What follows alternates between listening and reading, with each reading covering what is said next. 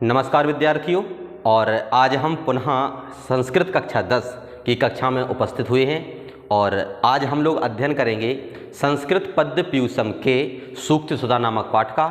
तो आइए विद्यार्थियों, आज हम सभी सूक्तियों के इस अमृत का पान करते हैं। देखें, चलें प्रथम श्लोक की ओर। भाषासु मुख्या मधुरा दिव्या गीर्वाण भारती तस्माद्धि काव्यम मधुरम तस्मादपि सुभाषितम। अतः भाषासु मुख्या मधुरा, भाषासु, भाषासु अर्थात भाषाओं में, मुख्या मुख्य, मधुरा मधुर, दिव्या दिव्य, गीर्वाण भारती अर्थात गीर्वाण का अर्थ होता है देवताओं की, भारती मान होता है भाषा अर्थात देवों की भाषा या देववाणी। अब देववाणी कौन है? संस्कृत।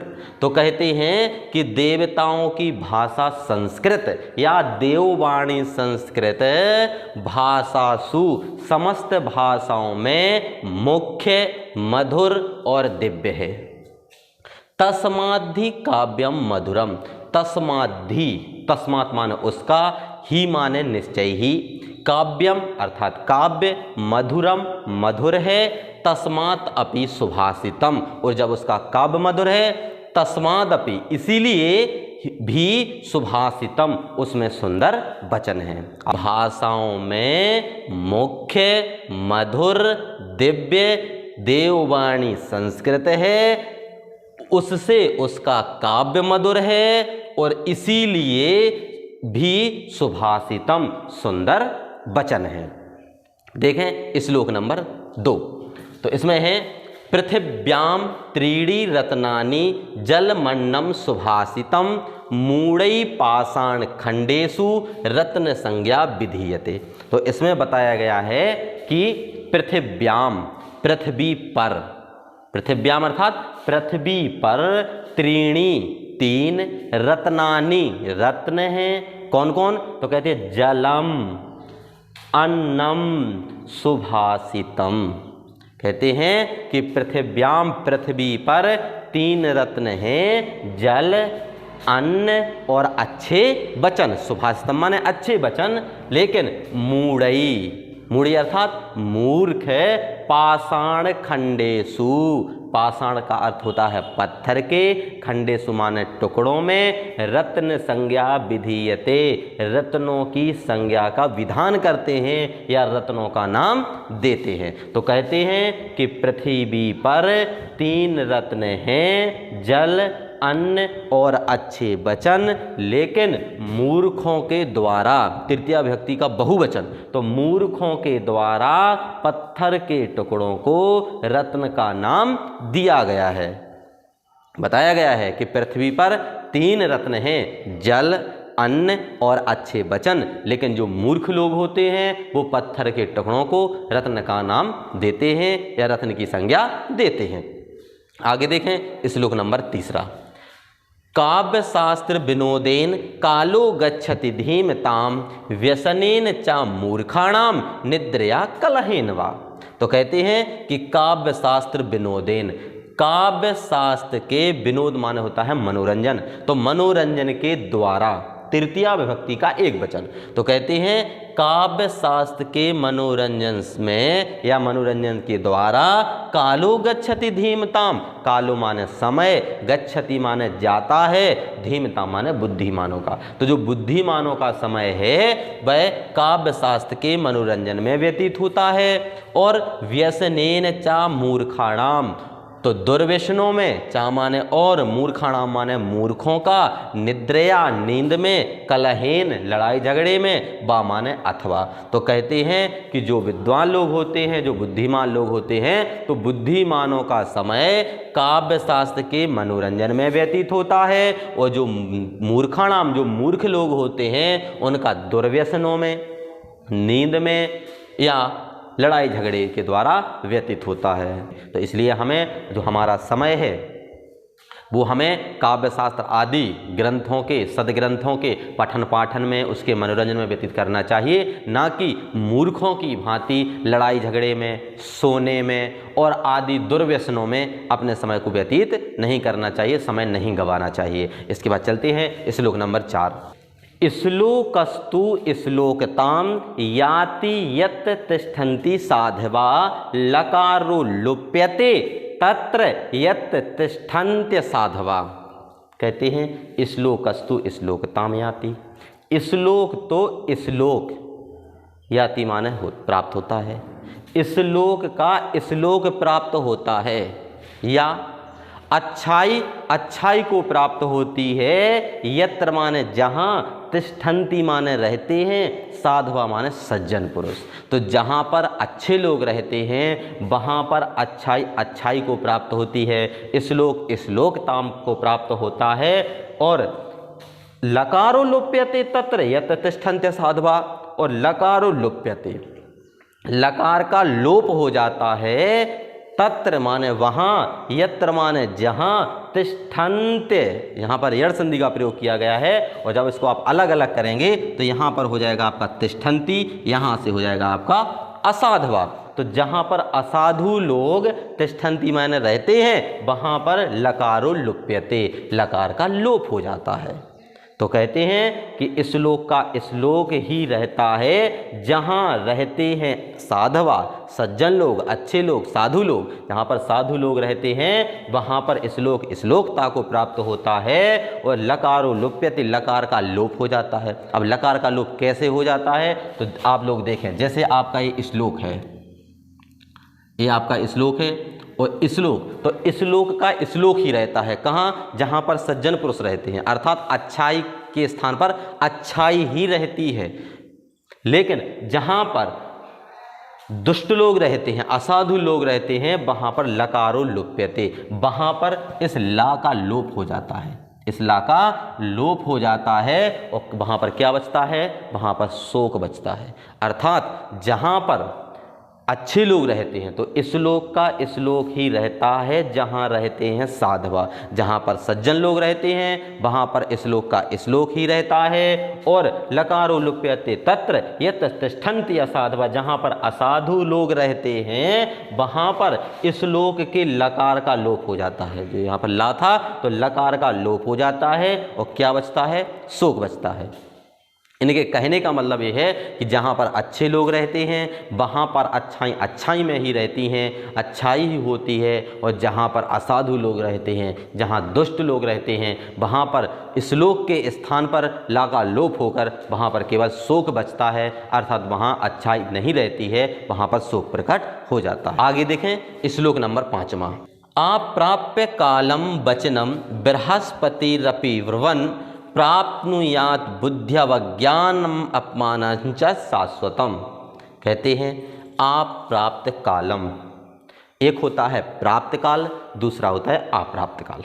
अब प्राप्त काल कौन होता है, अर्थात ऐसा समय जो हमें प्राप्त है, अर्थात हमारे अनुकूल है। तो कहते हैं कि अनुकूल समय, अब यहाँ लगा हुआ है अप्राप्त काल, अर्थात प्रतिकूल समय या अनुचित समय। तो अनुचित समय पर वचनम माने वचनों को, बृहस्पति रपि बुर्वन, बृहस्पति अपि बुर्वन माने बृहस्पति, अपि माने भी, बुर्वन माने बोलता हुआ।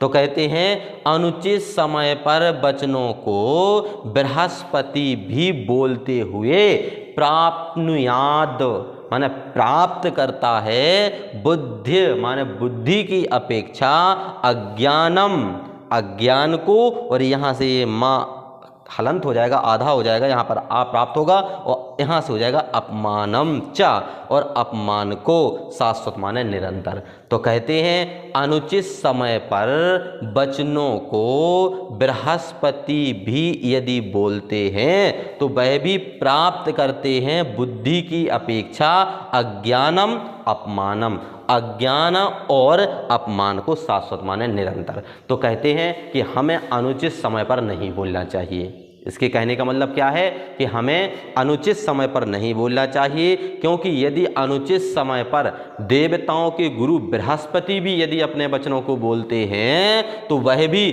बुद्धि की अपेक्षा अज्ञान और अपमान को निरंतर प्राप्त करते हैं। इसलिए हमें कभी भी अनुचित समय पर या जो समय हमें प्राप्त नहीं है ऐसे समय पर अपने वचनों को नहीं बोलना चाहिए। आगे चलें, श्लोक नंबर 6। वाच्यम श्रद्धा समेतस्य प्रच्छतश्च विशेषतः प्रोक्तम श्रद्धा विहीनस्याप्यारण्य रोदितोपमम्। अर्थ की ओर देखें। वाच्यम श्रद्धा समेतस्य, वाच्यम माने वाणी को या वचनों को, श्रद्धा समेतस्य श्रद्धा के समान, श्रद्धा के समेत या श्रद्धा के साथ, प्रच्छतश्च पूछे जाने पर, विशेषतः प्रोक्तम विशेषतः कहना चाहिए। तो श्रद्धा के साथ वचनों को पूछे जाने पर ही विशेषतः प्रोक्तम कहना चाहिए। यदि कोई व्यक्ति हमसे श्रद्धा के साथ कुछ पूछता है तभी हमें उसे उचित सलाह देनी चाहिए या उसे सलाह देनी चाहिए। और यदि हम श्रद्धा विहीनस्य, श्रद्धा से विहीन यदि कोई हमसे पृच्छतः पूछता है तो आरण्य रोदितोपमम्, अब यदि हम उससे प्रोक्तम माने कहते हैं तो वह वैसा ही होगा जैसे कि अपि अरण्य रोदितोपमम्, अरण्य माने जंगल में, रोदितः माने यदि कोई रोता है, ऐसी उपमम् माने उपमा दी गई है या उसके समान बताया गया है। तो कहते हैं कि यदि कोई श्रद्धा के साथ वचनों को पूछता है तो हमें विशेषतः उसे बताना चाहिए, और यदि कोई श्रद्धा से विहीन हमसे पूछता है या श्रद्धा से विहीन बात बताए जाने पर वह जंगल में रोने वाले उस व्यक्ति के समान होता है जो जंगल में रोता है, जिसकी कोई सुनने वाला नहीं है। अतः वह व्यक्ति भी हमारी बात को ठीक तरह से नहीं सुनेगा, अर्थात किसी भी प्रकार से वह मेरी बात को मानने वाला नहीं होगा। तो यदि व्यक्ति श्रद्धा के साथ आपसे कुछ पूछता है तो विशेषतः उससे कहना चाहिए, अन्यथा की स्थिति में श्रद्धा से विहीन वचनों जो होते हैं वो जंगल में रोए हुए उस बालक के समान होते हैं जिसकी वाणी सुनने वाला कोई नहीं होता है। वसुमती पतिना नु सरस्वती वल्लवता रिपुणा न च नीयते संविभाग हरैर्न विभज्यते विबुध बोध बुधैरपि सेव्यते। अतः वसुमती पतिना, वसुमती मान होता है धन, पतिना पति मान होते हैं स्वामी, और यहाँ पर तृतीया विभक्ति का प्रयोग किया गया है इसलिए धन के स्वामी के द्वारा। नु मान सरस्वती माने सरस्वती को, बलवता माने बलवान, रिपुणा का अर्थ होता है शत्रु के द्वारा, न च नीयते ना माने नहीं, चा माने और, नीयते माने ले जाया जा सकता है या हरण किया जा सकता है। तो कहते हैं कि ना तो राजा के द्वारा, धन के स्वामी राजा के द्वारा, और आप यहाँ देखें इसमें भी तृतीया विभक्ति का प्रयोग किया गया है और यहाँ पर भी तृतीया विभक्ति का प्रयोग किया गया है, अर्थात धन के स्वामी राजा के द्वारा और बलवान शत्रु के द्वारा सरस्वती को का हरण नहीं किया जा सकता है, उसको नहीं ले जाया जा सकता है, और ना ही समविभाग हरैर्न, समविभाग माने समान विभाग करने वाले, हरैर्ना ना माने नहीं, हरै माने उसका हरण कर सकते हैं, या विभज्यते माने बांट सकते हैं। तो कहते हैं कि समान भाग बांटने वाले जो भाई आदि होते हैं उनके द्वारा भी इसको नहीं बांटा जा सकता है। इसे तो केवल विबुध बोध बुधैरपि सेव्यते, इसे तो विबुध बोध, विविध बोध माने ज्ञान को प्राप्त करने वाले, बुधई माने विद्वानों के द्वारा, अपि सेव्यते माने सेवन किया जा सकता है। इसे तो ज्ञान प्राप्त करने वाले जो बुद्धिमान लोग हैं उनके पास रहकर केवल इसे तो सेवन किया जा सकता है। तो कहते हैं कि जो सरस्वती है, जो बुद्धि है, तो ज्ञान को ना तो राजा के द्वारा और ना ही बलवान शत्रु के द्वारा छीना जा सकता है या उसको ले जाया जा सकता है, और ना ही समान भाग बांटने वाले भाई भी इसको बांट सकते हैं। इसे तो केवल विद्वानों के पास, बुद्धिमान लोग वहाँ पर जाकर के इसका तो केवल सेवन किया जा सकता है, ना तो इसे बांटा जा सकता है और ना ही विद्या को चुराया और छीना जा सकता है। लक्ष्मीर्ना या याचक दुःखहारिणी विद्या न अप्य अच्युत भक्ति कारिणी पुत्रो न या पंडित मंडलाग्रणी सानैव सानैव सानैव। तो इसमें बताया गया है कि लक्ष्मी, लक्ष्मी आप ध्यान रखें, ना या ना माने नहीं, या माने जो, याचक दुख हारणी जो याजकों के दुख का हरण ना करे, जो या माने जो, तो जो याचकों के दुख का हरण ना करे तो क्या वह लक्ष्मी है। दूसरा देखें आप लोग, विद्या ना या अपि अच्युत भक्ति कारिणी, ना माने नहीं, या माने जो, यहाँ से हो जाएगा आपका अपि अच्युत, यहाँ से या यह संधि का प्रयोग किया गया है और यहाँ से हो जाएगा आपका अच्युत, माने भगवान विष्णु की भक्ति कारिणी, माने भक्ति को करने वाली। ना माने ना हो, या माने जो, तो जो भगवान विष्णु की भक्ति ना कराए तो क्या वह विद्या है। अगली लाइन में कहते हैं कि पुत्रो ना या पंडित मंडलाग्रणी, और कहते हैं कि पुत्रो, ना माने नहीं, या माने जो, पंडित मंडलाग्रणी, पंडित माने पंडितों की या विद्वानों की, मंडलाग्रणी मंडली में आगे ना रहे, तो कहते हैं कि जो पंडितों की मंडली में आगे ना रहे तो वह क्या पुत्र है। तो अगली लाइन में कहते हैं कि सानैव, ना तो ऐसी लक्ष्मी लक्ष्मी है और ना ही ऐसे विद्या विद्या है और ना ही ऐसा पुत्र पुत्र है। तो कहते हैं कि वह लक्ष्मी लक्ष्मी नहीं, सानैव वह लक्ष्मी लक्ष्मी नहीं जो याचकों के दुख का हरण ना करे, अर्थात वह धन धन नहीं होता है जो याचकों के दुखों को ना हरे, जो मांगने वाले गरीब लोगों के दुखों का हरण ना करे, ऐसी लक्ष्मी लक्ष्मी नहीं है। विद्या न याप्यच्युत भक्ति कारिणी, जो भगवान विष्णु की भक्ति को कराने वाली ना हो, ऐसी विद्या विद्या नहीं होती है। और जो वह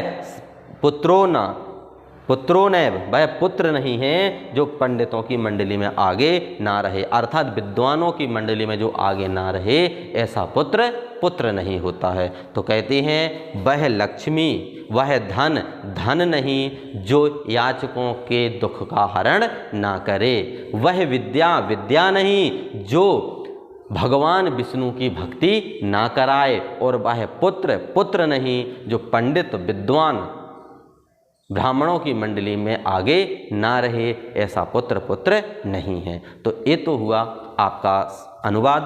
अब हम देखते हैं कि इनमें से प्रश्न हमें किस प्रकार से बनेंगे। तो इसमें से आपको कोई श्लोक दे दिया जाएगा, उसका संदर्भ सहित हमें अनुवाद करना होगा। तो चूंकि आप लोग संदर्भ समझ गए हैं, एक बार पुनः हम इसका वाचन करेंगे कि प्रस्तुत श्लोक हमारी पाठ पुस्तक संस्कृत पद्य पीयूषम के सूक्ति सुधा नामक पाठ से अवतरित है। इसके बाद हम लोग इसका अनुवाद करेंगे। इससे एक प्रश्न और बनता है सूक्ति से संबंधित। तो आपको इन 8 श्लोकों में से यदि कोई लाइन दे दी जाए, जैसे कि आपसे कहा जाए कि सा नैव सा नैव सा नैव, तो आपको बताना है कि सा नैव सा नैव सा नैव एक किसके बारे में कहा गया है, तो आपको बताना है और लिखना है। तो सबसे पहले इसका संदर्भ लिखना होता है, तो हम लोग संदर्भ लिखेंगे और संदर्भ इस प्रकार से होगा कि प्रस्तुत सूक्ति हमारी पाठ पुस्तक संस्कृत पद्य पीयूषम के सूक्ति सुधा नामक पाठ से अवतरित है। इसके बाद हम लोग व्याख्या हेडिंग डालेंगे और व्याख्या के अंतर्गत लिखेंगे। तो सबसे पहले आपको सूक्ति लिखनी होगी, सूक्ति के बाद संदर्भ लिखना होगा, और संदर्भ का जब हम व्याख्या करेंगे तो व्याख्या में लिखना है कि वह धन धन नहीं होता है जो मांगने वाले के दुखों का हरण ना करे, वह विद्या विद्या नहीं होती है जो भगवान विष्णु की भक्ति ना कराए और वह पुत्र नहीं होता है जो पंडित या विद्वज्जनों के मंडली में आगे ना रहे। तो इस प्रकार से हमें लगभग संपूर्ण श्लोक को लेकर के अपने भाव उसमें व्यक्त करने होते हैं।